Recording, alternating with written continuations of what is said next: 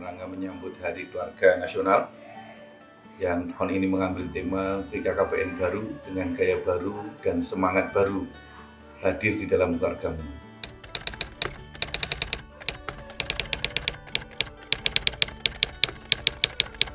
Nah, bicara tentang fertilitas atau kelahiran dalam kurun waktu dari 2002 sampai dengan 2017 sebenarnya mencatat angka pertumbuhan yang sangat baik, artinya terjadi penurunan angka TFR dari 2,6 menjadi 2,4 di tahun 2017. Kemudian laju pertumbuhan penduduk juga mencatat angka yang baik, di mana pertumbuhan penduduk kita mencapai 1,36%. Ya. Nah, cuman ada beberapa kondisi yang perlu menjadi perhatian bersama, di mana terjadi stagnasi dalam penurunan TFR, terutama pada saat terjadinya perubahan pola ataupun sistem pemerintahan yang awalnya sentralistik ke desentralisasi. Karena urusan keluarga berencana kemudian diserahkan kepada pemerintah daerah. Nah, ini yang menjadi fokus bersama saat itu. Nah, sementara di dalam program pembangunan pemerintah, penurunan ataupun pengendalian penduduk itu masih menjadi fokus bersama. Dan ditargetkan nanti tahun 2020 ini TFR kita akan mencapai 2,26. Nah, namun di balik angka itu sebenarnya capaian lain itu masih cukup rendah, di mana angka kepesertaan KB itu masih rendah, di mana KB aktif baru mencapai 57,2%, yang seharusnya targetnya adalah 61,2%. Jadi artinya masih ada sekitar kurang lebih 4% yang belum bisa tercakup.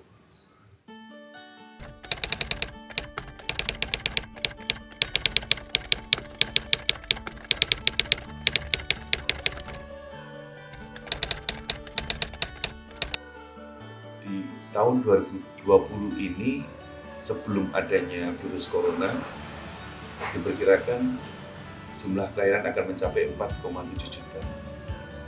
Nah, namun karena ada corona ini tentu saja semuanya akan berubah, termasuk di dalam kepesertaan KB, di mana tercatat pada bulan Februari sampai dengan Maret 2020 ini terjadi penurunan yang cukup signifikan.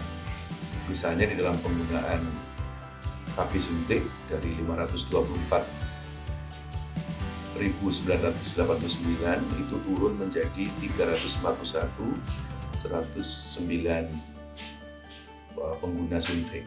Demikian juga dengan pil itu juga turun dari 250.509 menjadi 251.609 itu menjadi 146.767. Ini semuanya mengalami penurunan yang sangat signifikan. Karena dengan adanya corona ini, program-program yang sudah rencana sebelumnya, misalnya dengan bakti sosial, kemudian sosialisasi KB yang dilakukan oleh PLKB maupun kader, itu tidak bisa dilakukan. Karena di mana waktu itu kegiatan itu dilakukan secara full kontak dengan pasangan usia subur. Nah, dengan adanya corona ini tentu saja itu akan menjadi halangan tersendiri karena adanya kebijakan physical distancing ini. Nah, ini yang kemudian menjadi fokus bersama, bagaimana supaya peserta atau pengguna KB ini tidak menurun secara drastis, yang pada gilirannya nanti diperkirakan akan meningkat kelahiran di tahun 2020 ini.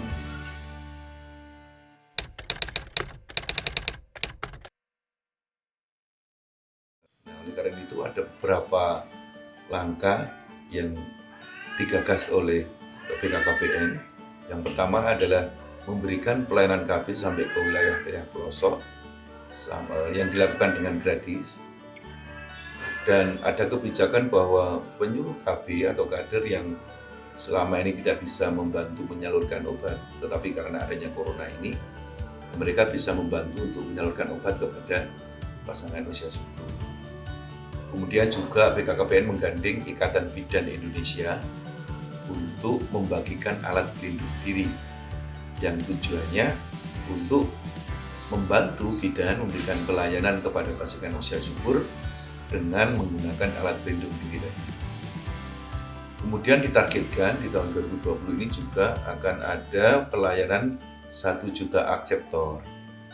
Nah, ini dibarengi dengan kegiatan lain yang itu sejalan dengan adanya virus corona ini. Misalnya dilakukan secara proaktif dengan membagi sembako, kemudian pil KB, melakukan pelayanan suntik ya, yang dilakukan secara proaktif dengan mendatangi kepada akseptor.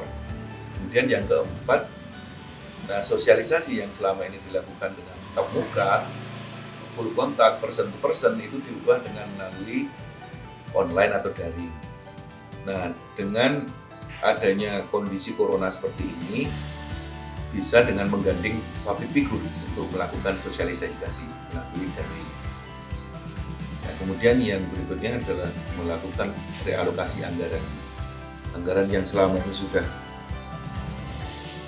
dialokasikan itu bisa direalokasi khusus untuk pelayanan KB yang dilakukan dengan berbagai kegiatan tadi, sehingga kegiatan-kegiatan yang bisa kemudian dihilangkan itu direalokasi untuk kegiatan mensupport pelayanan KB gratis, pemberian pelayanan KB secara door to door dan seterusnya.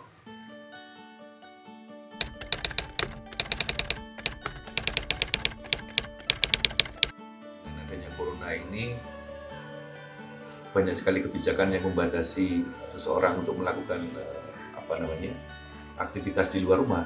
Nah, ini tentu saja sebenarnya menjadi sebuah potensi untuk kemudian bagaimana membangun keluarga dalam konteks hubungan antar anggota keluarga.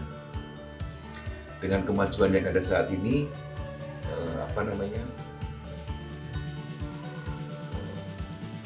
diskusi ataupun komunikasi antar anggota keluarga itu biasanya teralihkan dengan aktivitas masing-masing, entah karena kesibukan orang tua bekerja maupun kesibukan anak sendiri.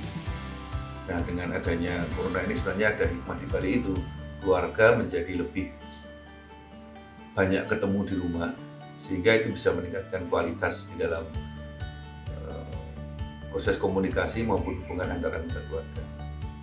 Misalnya dengan kegiatan makan bersama di rumah dalam satu meja, sarapan, entah makan siang atau makan malam, yang selama ini sangat sulit untuk diwujudkan karena kesibukan masing-masing. Nah, dari keluarga inilah kemudian itu bisa menjadi modal bagaimana membangun keluarga dalam konteks keluarga baru di dalam masa pandemi corona. Demikian, terima kasih.